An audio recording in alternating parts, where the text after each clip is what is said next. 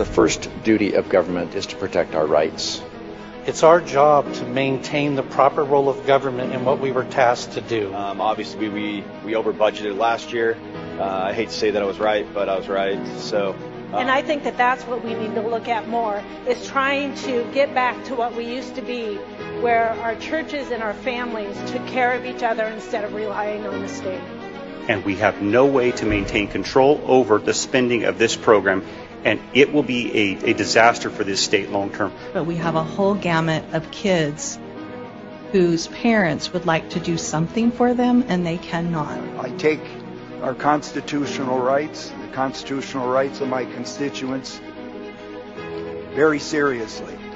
This is simply about putting it out of reach of young, innocent, vulnerable children and making our libraries and schools a safe place for them to go. And I am increasingly frustrated that we cannot stop ourselves from drinking at the public trough. He's sounding the alarm. He's saying if we don't address these issues, we potentially might have greater problems moving forward. Mr. Speaker, no matter how you look at it, no matter how you boil this down, there is never any time that a parent's right to govern what their children see and what they're exposed to should ever be bypassed. If I was looking at a business and I was looking at these figures, there would be heads rolling because this is unsustainable. We're supposed to be bottom-up government. We're supposed to be representing my citizens' ideas and your citizens' ideas, and we're supposed to be discussing them and debating them to come to a conclusion. We need to start making Idaho first. We need to start making America first. We need to be protecting our First Amendment rights, not inventing ways to slowly chip away at them. The First Amendment and our freedom of religion, freedom of speech are our first liberties. They are so important. We don't have the rest without them.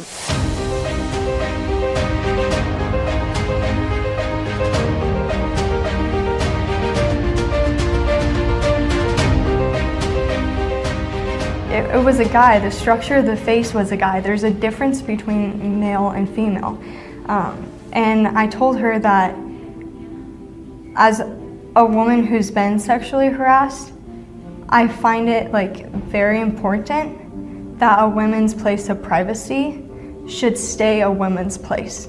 Because when you go to a woman's bathroom, you're vulnerable, and when you add men to that situation, it leaves you defenseless. Welcome, everybody. Idaho Signal's on the air. That was Julie in an interview that I actually conducted about almost 2 years ago now, regarding a situation that she had where she encountered a boy in a restroom in Coeur d'Alene High School up in Kootenai County in my school district that I live in. And we wanted to invite Julie back on the program oh, there she is. I was going to get a little bit more of an intro here, Julie, but good to see you. Welcome. I just want to get people up to speed here a little bit on the situation that happened 2 years ago, where you were in a restroom and encountered a boy. And we published an X article last night on my X feed. I don't know if we have that, if we can throw that up on the screen. And it kind of just details what happened 2 years ago when we had Senate Bill 1100 was going through the legislature at the same time that you encountered a male inside the restroom at Coeur d'Alene High School. And so I published this letter, this open letter to a female student last night. And this could be any female student in the district across Idaho. But there's one particular story that I was just made aware of in the last couple of weeks. And it's been a little bit disturbing for me to go through this process again, because I thought we had solved the issue when you came forward so bravely with your story. And I encourage everyone to go to the X post and over on my X feed and watch the full interview with Julie here, and watch some of the other footage that we have, read up on the policy that the school districts have regarding these transgender students and this whole thing about allowing transgender folks into into female private spaces like restrooms and locker rooms, and lodging overnight when you're on a trip, a school trip. And so I want to bring Julie back on here to kind of talk through what it was like to say that you wanted to come forward and not only let the public know, but to do so in a way where you came on and did an interview with me that we published online. That at the time, it got picked up and through other channels and went viral for a while. I'm so happy to have you back here, Julie. So thank you for coming on and just kind of. I guess you graduated Coeur d'Alene High School at the end of the year of that 2023. Can you give us a little bit of an update of what you've been doing since then? I went to NIC after I graduated that fall, and since I was a dual credit student in high school, I only had I got like a semester done in high school, so I had 3 more semesters. I just got my associate's degree. Now I'm kind of working full time, and I'm wanting to go back to school in the fall so I can graduate with everybody else in 2027. So very good, very good. All right, so you're moving right along here in your academic career. Excellent. Okay, so again, and I apologize, everybody. I know we just kind of like jumped right into this, but what I really wanted to focus on was the fact that during 2023, when Senate Bill 1100 was going through the legislative process, and this bill would have instructed school districts to make a policy that would segregate bathrooms and locker rooms and all sorts of sensitive areas where girls find privacy in, to keep those segregated based by biological sex. This whole notion of the so-called gender identity would not be a factor in any of this. And so so during that time, there was also you came forward and just kind of walk me through a little bit about you didn't ask for this thing to happen to you. And so walk me through a little bit what you were discussing with your parents, I think at the time, and what you hoped to accomplish and whether or not you wanted to come forward publicly. So when I dealt with the situation in the bathroom, I went to the counselor. I think it was the vice principal at the time. And since I was told I couldn't really be helped at all, it was very frustrating, and I was crying even to her. I went home and I told my parents. I called my parents right away after that happened, and I didn't have that many classes, so I just got through my other class. And when I went home, I told them what happened, and I was really frustrated because I was just, I think, in a lot of shock, because why would I ever expect for that to happen? So I just decided, I started discussing it with them, and my mom ended up posting it, I think, on her Facebook page with other local parents that might have issues with the schools, like, oh, this is going on, or your kids, like, do your kids deal with these things? And she just wanted some advice, I think. And that's when I believe Matt reached out to my mom, and she brought that to my attention, that some guy wanted to do an interview about what happened at CHS. And she told me that it was my decision on whether or not I wanted to do that, and I decided I wanted to. Just for that to end up going further to a school board meeting, which before I ended up going to the school board meeting, my parents, they just told me, they were like, if you decide not to speak, because I was also sick at the time, I was very sick, but they just told me, they're like, if you decide not to speak, we're going to support you, because we know it's a big thing to do, and it's totally up to you. You're an adult, you get to choose it. But if you do decide to speak, we're going to back you up in every single way. And I think that was the biggest thing that helped me speak. I also grew up with a dad who always told me, if you don't stand for something, you'll fall for anything. And so that also, of course, is built into my core. So that definitely helped too. Yeah. Yeah. And we're watching footage here of when you went to, well, there's the high school that you attended. then the footage in here is you at that board meeting, which was packed. I mean, I was there, and it was standing room only at a certain point. So basically, I think one of the reasons, I mean, the main reason why I wanted to have you on again is because I feel like that, our legislators, our current attorney general, have been working very hard to defend, to pass legislation like Senate Bill 1100, which would have instructed school districts to create a policy to make sure that girls like yourself were kept safe and felt safe in those situations, restrooms, locker rooms, and such. But also, so they work hard to get those bills passed, and they get a lot of heat from the left side of the aisle and the wackadoodles on the other side about these issues. But they get a lot of heat, but they move forward. They debate it really hard, and then it becomes law. And then there's lawsuits and all this stuff defending, attacking it.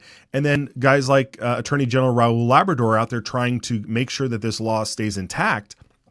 And at the same time, these things continue to happen in schools. I'm not the only one that people have reached out to and said, hey, this happened, but we're afraid to come forward. I've talked to legislators, I've talked to other school board members, and they say, and teachers, and they say, students have come to me with an issue, but they won't come forward.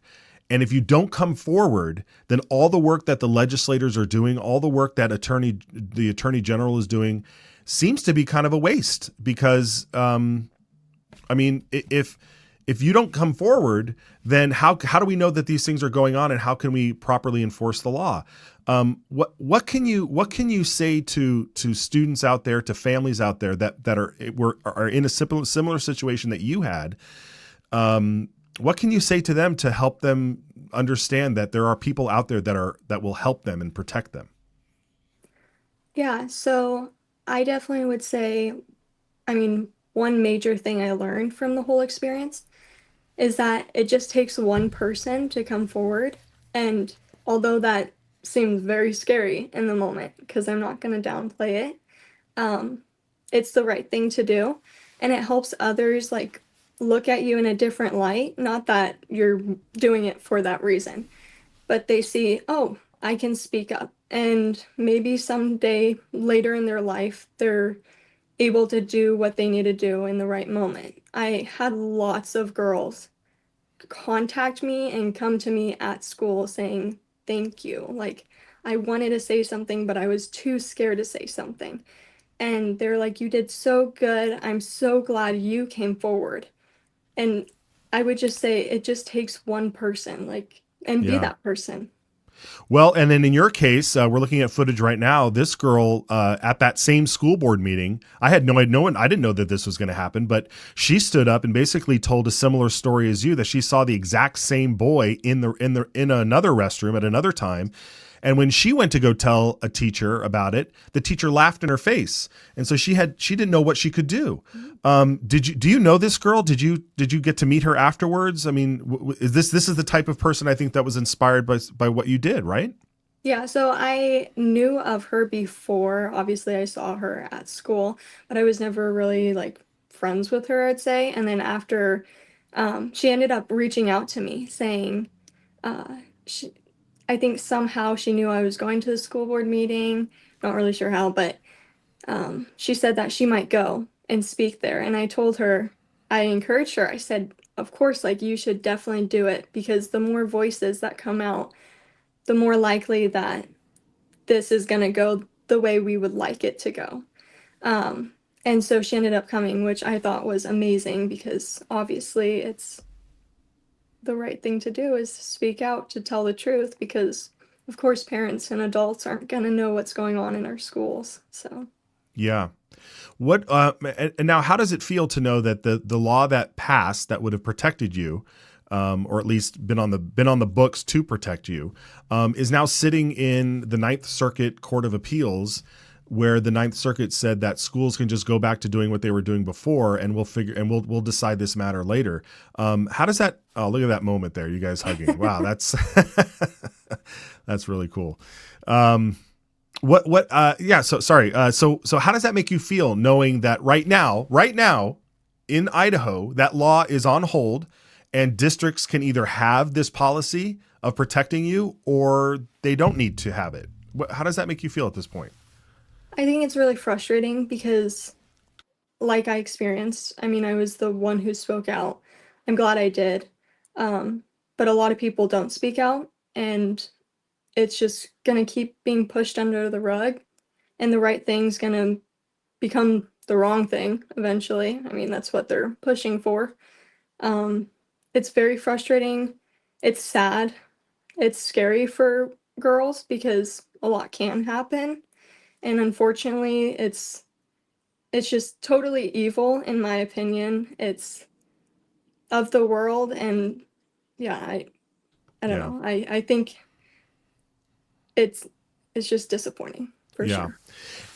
And I imagine some of the fears that people have about coming forward are that they are going to be, put under the microscope and scrutinized and called a liar or worse, or just, called names by other people that don't believe them or that think that they're bigoted or whatever the case may be. What sort of negativity did you encounter when you came out? And then also what was the counter effect? What were the positive things that happened to you when you came out on this? Okay, so the negative things, nothing was in person, I will say that, and I'm thankful for that. I know going into the whole situation, I was praying a lot because I wanted God to guide me in the right way. After the school board meeting, I did expect some backlash for sure, because it's not a perfect world. People aren't gonna like what I say. I ended up getting some hate comments on my Instagram feed, which was public at the time. And then I did get a death threat, from someone in Hawaii. So that really couldn't affect me because they're in Hawaii and I'm in Idaho. But yeah, everything was online, and I will have to say the people that were hating against me, it was obvious that they were of all of the same belief, on the left side. But as much as that's easy to focus on, which at a point I will say I did focus on it and I got upset, and I ended up just praying a whole bunch, and God took care of me, and he focused my eyes back on what was right. And I noticed, wow, so few hate comments, and there was so much support and love from people around me, like people I didn't really know, and I thought, oh, they know my name, oh, I guess so. I talked at a school board meeting, but they were just like sending me text messages on Instagram, stuff like that. I had some teachers speak to me privately saying that I did such a great job and people need to speak up because it can't be pushed under the rug, because it's going to keep happening if that's what's going to be the effect of it. But yeah, I had a lot of love from people. I was surprised. I mean, I spoke at the board meeting and everybody stood up. Like my eyes filled with tears. I was like, oh my gosh, I did not expect that at all. It was amazing. Yeah, that's great. Well, you are, like I said, you are such a brave person and very articulate. You got a good head on your shoulders. You know exactly where to keep focus, and and that's so good to see. Not going to let this affect you, so that's great. I know you didn't ask for any of this. You weren't seeking this kind of attention, and it's really unfortunate that just normal everyday people are being put into these situations. So I commend you again for coming on here. It's been almost 2 years since we've seen each other, at least in this capacity. So thank you, Julie, for coming on. And I wish you the best so much, and we'll definitely keep tabs on this and let you know what's going on in the state, and maybe at some point you'll need to go testify down at Boise. I'm going to wrangle you to go do that. So we'll see how it goes. But thank you for coming on, Julie. Thank you. All right, folks. Just a quick final thought on that. I encourage all of you out there, if a parent or a student or somebody has come to you with a story about what's going on in the school, they need to come forward. They can come forward to me. They can go to their school board. They just find people, your pastor, somebody, find people to talk to and get these stories out. Because like I said, these legislators, they work hard to pass these bills, and they're doing it again this year to try and protect children and students and females especially. I mean, the whole women's sports and all that is another aspect of this. But you know, you look at someone like Riley Gaines and Representative Barbara Ehart, who travel the country trying to inspire people to stand up against this nonsense. And this is really putting people like Julie, really putting them in danger, because who knows? I mean, you go back and watch that interview. We'll post the link to the X article so you can go back and watch that interview. It's frightening, because I don't know who these people are, but if you're a male who thinks you're a female, you actually have mental illness that needs to be addressed. And at the very least, our school should be a safe place for our children to go. And right now, I'm sorry to say, I'm not confident in that. Lot to get to today. Representative Josh Tanner is going to join us. I believe Representative Heather Scott. Brian Allman is waiting in the wings as well. So we'll take a break. We'll be back.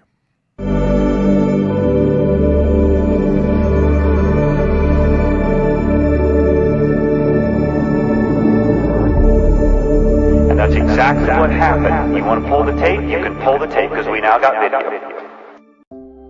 Idaho is the dirt under your fingernails after an honest day's work. Idaho is the hug around your neck when your daughter spells her first word. Idaho is the written word of the law, steadfast and impartial, guarding liberty for all. Idaho is the family rifle passed down, a legacy of protection and the right to stand firm. Idaho is the echo of your own voice, unshaken and free, standing tall among a world silenced. Idaho is the home that's built to weather storms, not empty wallets. Idaho is the quiet trust between a patient and healer, unbroken and sacred. Idaho is the hymn carried by the Spirit, gathering neighbors together in faith and purpose. Idaho is the laughter around a campfire, a family's bond growing stronger with every word. Idaho is the pioneer's will, firm and clear. We govern ourselves, free and unbound. Idaho is what America was. Let's keep it that way. Ask your legislator to sign the Citizens Alliance of Idaho pledge to preserve our shared values. We ride together. All right, everybody, welcome back here. Idaho Signal is on the air. It's January 23, 2025. I'm Matt Edwards, and a lot of activity going on in the committees yesterday afternoon, this morning, also on the House floor. The House floor just got finished debating House Concurrent Resolution number 4. And I believe Brian Allman is with us, and he can help walk us through what's going on here. What are we watching over there? What's going on over there? I'm not sure. I muted it before coming on, so I'm not quite sure what they're talking about here. Yeah, I think I don't know. There's some cross-talking going on. Anyway, yeah. H13, it looks like they're bringing up, which it is... The helmet one? Is that the helmet? Yes, UTVs equipped with a roll cage and seatbelts don't have to have helmets. Okay, all right. Well, we'll pay attention to that and keep that going. But in the meantime, Brian, big news this morning as House Concurrent Resolution 4 had a lot of debate on the floor on this. This obviously is all about the legislator pay raise controversy, I guess, or whatever you want to call it. That's been going on. So, give us an update on where we are with this. So, Citizens Committee last fall said that the legislator pay raise or legislator salary should go up to $25,000 from $19,900. And there's been a lot of debate on that. Several conservative legislators spoke out against it, saying that it's the wrong message, the wrong time, and they urged the House and the Senate to adopt a concurrent resolution rejecting the raise, because that is the only thing they can do. The legislature doesn't set its own salaries. They just accept whatever the Citizens Commission, which is appointed by the other two branches of government, the governor's office and the Supreme Court. They're supposed to just accept what they say, but they can reject it with a concurrent resolution. The last time they did that was right at the start of the Great Recession, when the Citizens Commission or Committee wanted to increase their per diems, the amount of money they could redeem for housing and travel and food, and they rejected it because it was, Great Recession, so the optics were not good. So the narrative here is that the optics are not good now either. The Senate passed a concurrent resolution to reject the raise, but it went to House Ways and Means yesterday, and it died there. They voted to table it. So today they took up a new resolution that was sponsored by House Majority Leader Jason Muggs that doesn't reject it, but instead says if anybody feels like they're overcompensated, if they have too much salary, then it provides a method for them to donate that to the tax relief fund, which goes to offset property taxes. If you see your property tax bill, it'll, say the House Bill 292 fund.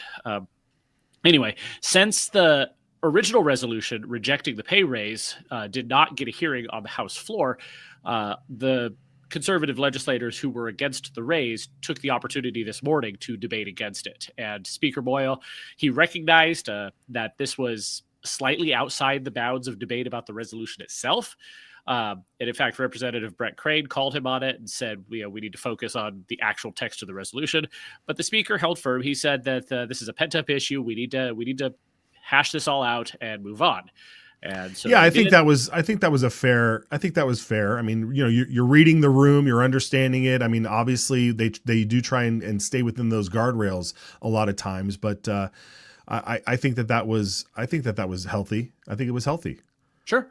No, it's the more that we can hear this debate in in an open session, the better. And that's actually one of the complaints of the conservative legislators who opposed the pay raise. They say that it was sent to House Ways and Means to kill it without debate. So being able to hash it out this morning, I think that's probably healthy. But in the end, the House supported the resolution. More than 60 members voted in favor. And so that's in effect. The other resolution's gone, which means the pay raise is happening. But if anyone wants to, they can donate extra salary to the tax relief fund. Right. Which again, now that was just a resolution. It has no meaning. It's not a law. I mean, people can donate their money however they want. Right. I mean, it's just sort of a. According to Representative Muggs, before that resolution, there's no actual mechanism to give money straight to the tax relief fund. I see. And now it just creates that pathway. So I see. Very good. For what that's worth. Yeah. Okay. All right. Well, while we've been talking, the helmet law passed overwhelmingly. This would allow minors who are in a roll-caged UTV with seatbelts that they don't have to wear a helmet. And then right now, they just did a vote on H14. This is the Idaho Doge bill, and that just passed, I think, almost unanimously. It looks like 68-0-2. There's 2 who are not on the floor today. Yeah. Okay. So there it goes. All right, and that was the last bill that they're going to vote on. So they'll end with their announcements and all that stuff before they adjourn for the day or recess for the day. I don't know what the proper terminology is, but they're done on the floor. Adjourned until tomorrow morning. There we go. Hopefully, I know you're expecting some guests from the House. Hopefully, they'll be able to get here in time. I think both of them will have interesting things to say about the last couple of days. Yes, absolutely. And I mean, we definitely want to talk about the bills that they've been passing. And so if they do get here, maybe Brian, you can stick around too for that as well. Sure. But let's see. Some other news here as we watch those other 2 bills go through. We had where should we start, guys? We can start with yesterday and catch up, but I think this morning, based on this pay raise stuff and finding relief for the people, Speaker Moyle was in committee this morning proposing a tax cut. And so we have a bit of his presentation here. So let's watch that. It lowers individual and corporate income tax rates from the current 5.69. I hope by the end of the session we cut somewhere between $350 and $400 million. And this is the start. In the coming days, you'll see other tax relief bills come to this committee. This one pertains to income taxes. The next one you see will pertain to sales taxes. And the third one you see will pertain to property taxes as we try to adjust each one of those three tax categories. This one is probably the biggest income tax cut in Idaho history. Not positive, I gotta look it up, but I think it will be the biggest income tax cut in Idaho history. So let's go through the bill and what it does. First, it lowers individual and corporate income tax rates from the current 5.695 to 5.3. That's roughly $240 million in savings. That makes Idaho more competitive. It puts the money back in the citizens' pockets. It makes businesses that come here look to Idaho and say, all right, the rate's down farther. It's more competitive with other states. It is a draw for the state of Idaho, and it is good for all of our citizens who pay taxes. Okay, so that's the first opening salvo, I guess. He said that there's three bills that we're going to see coming up. This one deals with income tax, 5.3. What do you think, Brian? Fewer taxes or lower tax rates are always better. Yes. I've seen, talk the last few months looking at some neighboring states have their income tax rates set as low as 2 or 3%. So obviously we're still way above that. But since I've been watching politics here in Idaho the last 5-6 years, they've been ticking that income tax down every year, just a little bit more each year. So maybe eventually we'll get there. But you look at how much money the government takes in. They're always running surpluses, which at least some of that comes back to us in the property tax relief. But at the same time, that shows that we are being overtaxed. And the problem with surpluses like that is that they can give money back to us in the form of tax relief, yet still increase spending and say they're being fiscally responsible, fiscally conservative. We've had a pretty good economy. It's, obviously COVID was some problem, but it bounced back pretty quickly here in Idaho. Lots of folks moving here. That's increasing the tax base as well. So they've been able to have their cake and eat it too by cutting taxes, but continue increasing spending. So the great thing about tax cuts, though, is that the more you cut them, that's that much less money they'll have to play with next year. So they cut taxes down to 5.3%, and now that's where they are. That's the baseline for next year. Hopefully they'll cut it even more. Right. Yeah. And then I guess if you want to speculate, what do you think he's going to tackle? They're going to tackle with sales tax and property tax.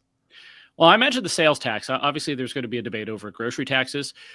Some folks are going to present a bill to exempt groceries from sales tax. I think the speaker is probably going to be backing another bill to increase the grocery tax credit, which, that you could call that a form of tax relief because it's returning money to Idahoans. It's a bit, spreading it around with the refundable tax credit. That would be my guess as to what he's talking about. I don't have any inside information there. And I would love to see like a full point taken off the sales tax. Oh, that would be pretty amazing. Yeah. There's debates about how should Idaho tax its citizens. You have the current three-legged stool of income taxes, sales taxes, and property taxes, and people have suggested let's eliminate one of those legs. Can you completely eliminate income taxes and maybe raise sales taxes just a little bit to compensate, or keep them the same? Can you eliminate property taxes?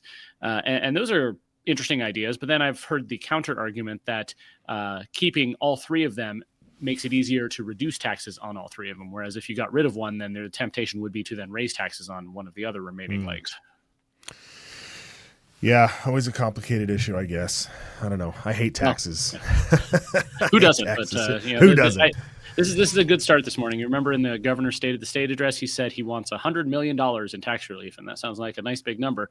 But then, both Speaker Moyle and Representative Tanner have come out and said, well, let's do more than that, $400 million. And in his presentation this morning, the speaker said he wants to get up to $350 or $400 million in tax relief by the time the session is over. Right. So this $250 million income tax cut is a good start. It is a good start. It is a good start. And so, yeah, we'll keep tabs on that. Very good, Brian. Okay, we had Tammy, she's Senator Tammy Nichols. Just, in the theme of trying to take care of oneself and be self-reliant and combating inflation and that sort of thing. We had Senator Tammy Nichols deliver a bill to enhance chicken ownership. Let's watch a little bit of this. And one of the reasons is that I have a lot of new people that have moved into my district, as we have all over the state, and they basically ask me two things when they first move here. They want to know how soon they can get a gun and if they can have chickens. And so those are their big things. Now, as a chicken owner myself, I see the knowledge and reasoning for why it's a good thing to have. And if you've seen egg prices today in the grocery stores, this is one way to be able to help people to offset that cost, because eggs are used in a lot of different ways. And again, this gives especially HOAs the ability to also decide if they want to have roosters. So that is still under their purview, because that's usually the main issue, is just noise with roosters. So they're able to determine that, and cities or counties could impose stricter zoning rules, but I have found that most local ordinances already have those in place. So anyway, with that, I will stand with questions, but I had asked for you to print RS 31970. All right, Brian, what do you think? Chickens. Well, as somebody whose family goes through a dozen eggs a day and watching what eggs prices are doing, I'm fully supportive of this. I actually live in an HOA that does not allow backyard chickens. Oh, well, see, there you go. And I mean, this is good. This will help you, especially with the price of eggs. It will. And one of the reasons I'm excited about this is that changing our HOA bylaws is ridiculously hard. You have to get notarized signatures of some huge supermajority of residents, and it's a big neighborhood, and people keep moving in and moving out, so it keeps resetting. Whereas passing this law, I think, would actually be a lot easier way to make it so that we could, have some unobtrusive egg-producing chickens. Yeah, very good. Very good. All right, Brian, it looks like Representative Josh Tanner is also in the room. We have Representative Heather Scott on deck as well, but I wanted to get Representative Tanner in here to discuss this Fauci pardon business. Hello, Representative Tanner. Also, the new Assistant Majority Leader of the House, so that's good to see. Representative Tanner, making some headlines here that Fauci's pardon may not be valid in Idaho, huh? Well, it is not valid in Idaho. And it is a federal pardon, not for federal crimes potentially committed, which is interesting because he has not been charged with any crimes yet.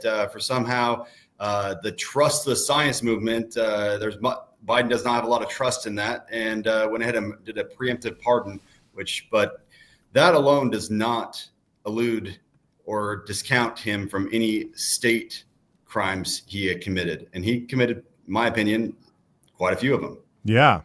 Now, you said something very interesting in answer to a question during the print hearing, which was that it's actually up to the counties to maybe pursue charges or investigations of some sort. Can you expand on that a little bit? Because I mean, this is a show about action. We want people to get motivated to go out and do something wherever they feel motivated to do something. And I think this is a big motivating thing here if we can go after Fauci. But what is it about the counties that caused you to bring that up? Well, it's just a question of our current laws and how it actually works in a sense of who can go after criminal actions. Now, other states have their attorney general have the ability to go after criminal cases like this.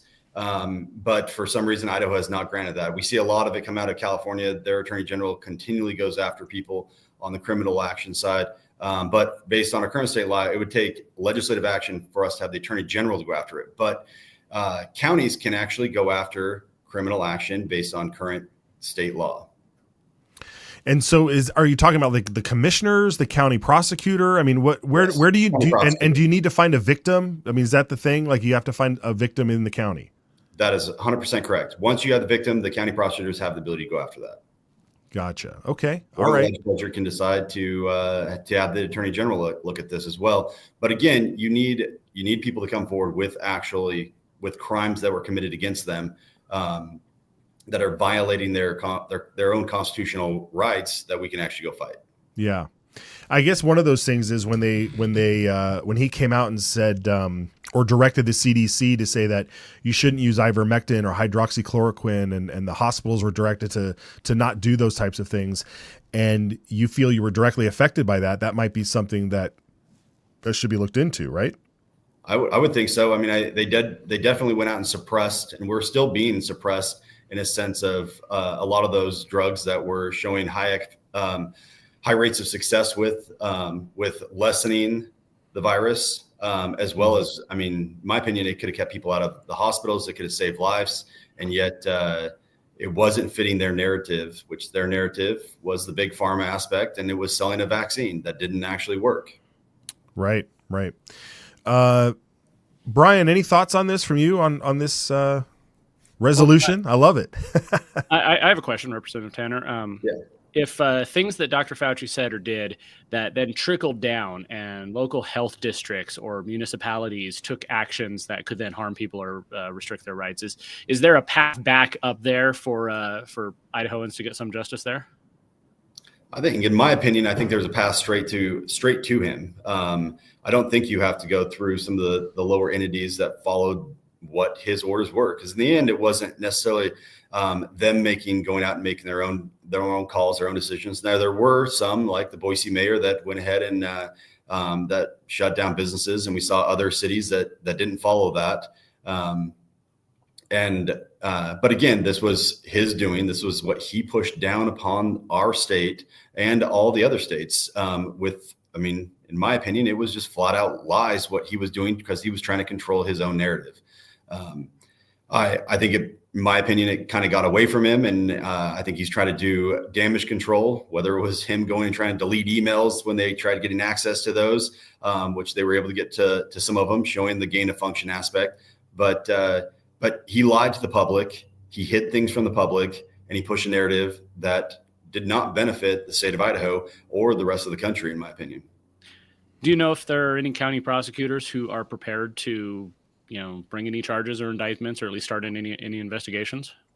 I haven't seen that. I mean, I would assume most of them were hoping that this action would have been taken at the federal level with the new president as he came in and his new administration, but which I'm assuming is why former President Biden went ahead and preemptively issued that pardon. But I think that's what I want to make sure that not just Idaho, but other states are aware. If there were crimes committed within your state, and there were, that we as a state have the ability to actually go after them.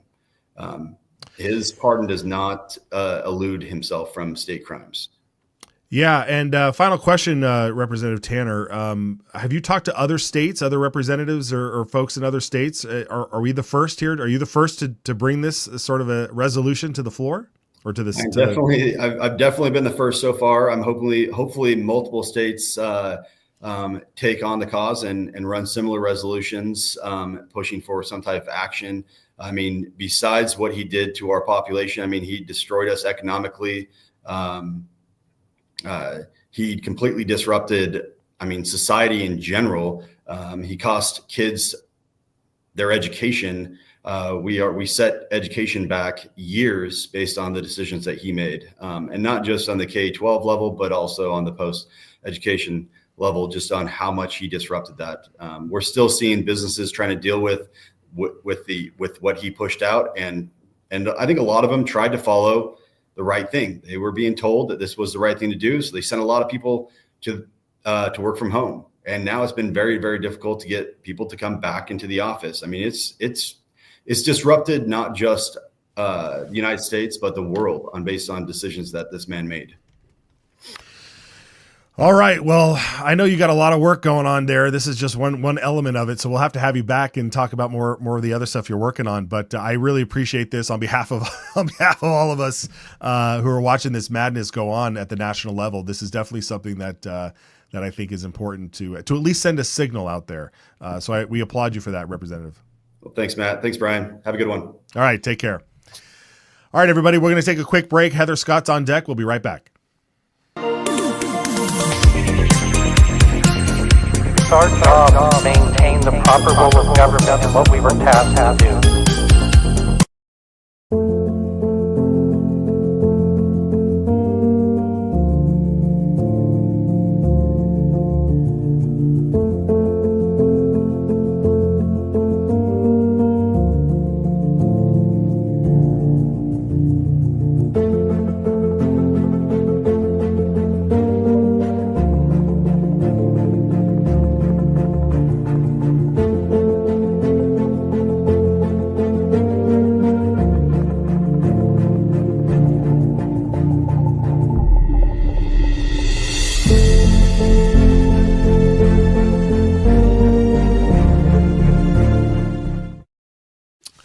All right, we are back. It is the Thursday show, one more day this week, and we got some good stuff on deck tomorrow, which is really great.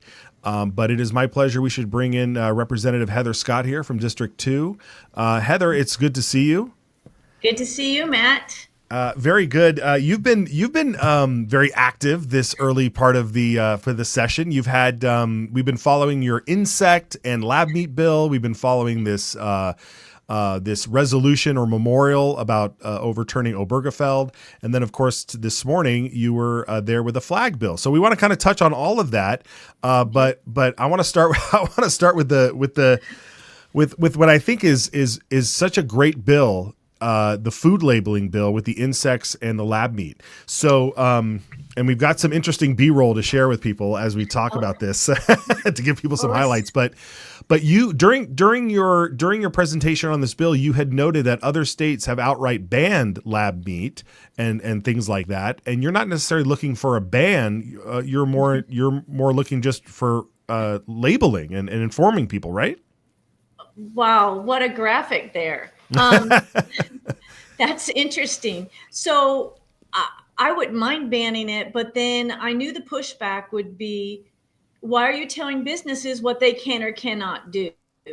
And that is a good point. We don't want to control technology. We want people to be able to do what they want. But my goal is that people know what they're eating. And I don't want this stuff snuck in to our food source. Now, I did look into the states that have banned it, and they're in lawsuits. So they're going to be tied up in the courts forever. Right. And that's not really fair to do to our AG. We're a small state, so it's hard to pay for big lawsuits. And so while it may be nice to be on the news for Idaho to be standing against this, I think labeling is a fair start, right? If they're going to put it in our state, we want to know what's in it. So yeah. That was the first step. And then when it comes to the insect part, I feel like some of that stuff is already being used because, like you said, there's cricket flour, but maybe it's called something else. So it might be in things that we're already consuming and we don't know, right? Yes, and unfortunately, the deeper I dig, the more I find out it might be somewhere I don't want to know where it is. I really believe we need labeling, and I will share an update on the bill. The Idaho cattlemen, they came in, they said, we like this. We just want to help make sure things are correctly, they wanted to add a little bit, which I had no problem with. And so did the Idaho Farm Bureau. They're very firm on wanting good labeling. But I did just get some pushback from the Idaho food producers.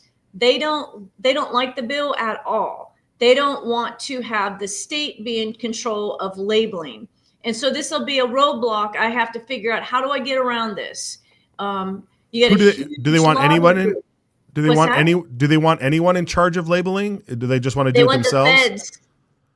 They want the feds in charge. So this will be the point that you're going to see the pushback, because I didn't see it too much on the cattlemen or the Farm Bureau, but the food producers, they're saying we want the feds to do it. I don't want the feds to do it. After COVID and all that, maybe we'll have 4 good years, but who knows what we're going to come up with coming up. And I don't want to trust the feds. I want to make sure the states. So we'll have to see how if we can tweak the bill in any way to get their support. But I don't know that we'll have the support of Idaho Food. I just got their paper today. It's Food Producers of Idaho. they're the Okay. ones that are probably going to not be in favor of this bill. And so hopefully I can still, we'll see what happens. So that's Yeah. what to watch for sure. Yeah. Okay. Well, I mean, I feel like it's going to be, I feel like you won't have any legal challenges here, because if California can force everybody to put their little, this thing contains cancer on every single item that's on the Yep. shelf, then I think we can Right. let people know that there's insects in their food. Yes. Very, very good. We wanna Okay. know All right. that. Yeah. All right. Let's move on to yesterday. Big hearing in House State Affairs with this memorial. And I mean, the place was packed, as it normally is in House State Affairs when it comes to these types of issues. But what we really appreciated about this is that this is about states' rights, and it's about having the conversations. I think you even mentioned this in your closing. Like, these are these types of conversations that you heard today in committee. You want to have those conversations and Right. have it matter on setting the course here in Idaho. So, yeah, talk to me a little bit about how you felt this hearing went yesterday. I thought it went well. I was corrected by one legislator. He said, we've got to get away from calling it states' rights. It's state sovereignty. And that is correct. I know what I mean by states' rights, but it is state sovereignty. And that's kind of what we mean by states' rights. And so I thought there was a lot of testimony in there. That's all stuff we should be having at the state level. I don't know if the public knew. There was a gentleman that came in with a gun, a long rifle strapped to his back. And I don't know if that made the news. I don't ever watch the news because I don't trust them. But it was interesting to me because I'm presenting to the committee and I'm watching the faces of the committee men, and all of a sudden their eyes got really big and they're just like, they're glaring behind me. And I'm like, uh-oh, something's going on behind me. And I was so tempted to just turn around and check, like, what's going on? But I kept presenting. You kept and it then cool. when he Yeah. came up to testify, I thought, well, maybe it was the guy with the gun. So, but it's an emotional issue for many. A lot of people feel like because the Supreme Court sided in a way they like, they don't want they want that to be settled science, settled law, what have you. And that's not how government's supposed to work. The states are supposed to take care of these issues that are not mentioned in the U.S. Constitution. And definitely it is not the federal government's role to be defining marriage and state marriage laws. Yeah, I mean, that's I can't. You have no argument for me on that one. I think it's good. So I mean, I don't see this meeting any resistance on the floor. Do you? I think it has a good chance of passing the House. Yeah, I think it should pass the floor House. I hope the Senate will take it up. I know the Senate doesn't like controversy, and in the paper, they lied about this bill. I will call out the guy like Igor or Eon or something like that from the Idaho Statesman. That guy, I mean, they just propagate a narrative that is not true. And so a lot of people came into that hearing not understanding this is about states' rights and their ability to have these conversations. They were all upset. And I had little old ladies calling me. I had one lady, she was 80 years old, and she said, you're going to kick all the gay people and the gay married people out of Idaho. I said, no, that's not what this bill does. So I really am frustrated with these newspapers down here. They lie. They just flat out lie to push a narrative. And unfortunately, that's what we deal with down here. But I'm glad you're talking about it on your show, because that's good. You can get the message out. Yes, thank you. I appreciate that. That's what we're trying to cut through that. It's horrible watching. We try to not pay attention. Like there's always this contemplation of like, should we go through their headlines and counter them? But then we're always playing on their field, and I don't like that. I like our game field better. We set the narrative. I haven't had time to go through every executive order, but did Trump do anything about the media? Just a joke. Yeah, I know, right? Yeah. Wouldn't have been bad. No. Yeah, he'll just keep batting them around. It's always fun to watch. Okay, very good. Well, then this morning, once again, you had a bill. This is something that Trump did. The Trump administration announced that they only want to see the U.S. flag fly at all of our embassies and all of our buildings across the world, wherever we're stationed at. Right. And they're doing that because because for a while during the Biden administration, you would see, the pride flag being hung up there, and stuff. And so, in a similar sense, you want to do that here in Idaho and make sure that that our civic buildings are doing something similar, right? Yes, absolutely. Our taxes are paying for this. We do not want political agendas, political flags, and stuff like that flown. So the approach that this bill does is it defines the flags that they can fly, and it starts with the American flag. Their official flag, if they have a county flag, they can fly that. Let's see. Any of the military branches, they're welcome to do that. POW, MIA flags, and Indian tribes. But we do not want our government pushing agendas, and it's just not appropriate. So taxpayers shouldn't be paying for that anyway. But that's kind of what this is about. Now, if you watched the committee meeting this morning, there's another bill out there that's dealing with the schools. And so what I did was just completely exempted it from my bill so they can deal with the schools separately, because the schools have lots of banners. They might have programs with other flags, and it's just too complicated. The schools have become behemoth out there. I exempted them all out. And I figured someone that can dig deeper into the school issues and what they're doing there. They're so out of control. I don't even know where to start with them. So I'll let someone else. I think Ted Hill took the lead on that, and he's dealing with the schools. So. Yeah, he was in there this morning, actually. I know that bill has been on the third reading calendar for a few days in the House, but he was there in the House Ed Committee this morning with a new version of the bill. So he's going to swap those two out. Yeah. So. Yeah, that's. And sometimes that kind of stuff happens, like it just keeps getting held, and there's always usually a reason, something behind the scenes going on, just trying to clean something up or, Yeah, very good. All right, Heather. Well, it's good to see you in action here, getting all these bills out there and getting people talking and hopefully doing some good stuff out there. So we appreciate you coming on. And how can people follow you, and where can people keep up on your news? Probably just Twitter right now. While I'm in session, I'm super busy. Or you can sign up for me on Substack. I think it's like Rep. Heather Scott. But Twitter is where I'm kind of spending my time. And there's a lot of good things coming. I think citizens are going to be so excited when they see some of the stuff getting rolled out.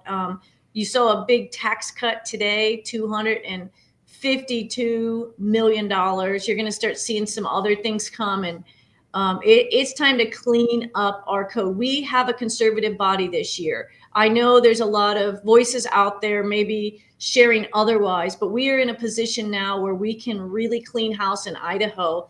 And we just have got to use this opportunity over the next 4 years to actually clean out our code, to get rid of unnecessary programs and just doge away.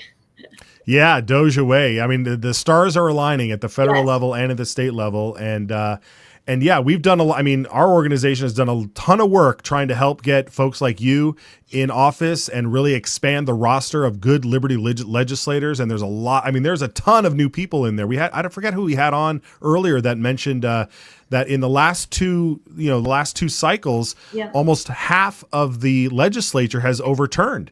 And you've got all these new people in here. So you've got freshmen this year, you got people in their second term, and there's just a ton. And now we can get the work done. Now we can move forward. So it's really great to see that. And I will say, Matt, I so appreciate Citizens Alliance. Unlike some, you're not dividing and you're not just out there trying to make money. You are literally getting the issues out there and being upfront and getting us on to tell you what's going on without another side agenda. We've had a lot of issues with outside groups in our state coming in and trying to make money off legislators or off a controversy. And I appreciate the truth in reporting and getting the information out there. So thank you for what Citizens Alliance of Idaho does. Well, thank you for that. I appreciate that. Yeah, we just want to stay focused. So we'll keep moving forward.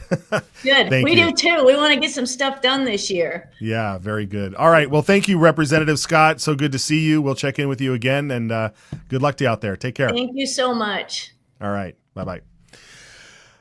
Very good. Okay.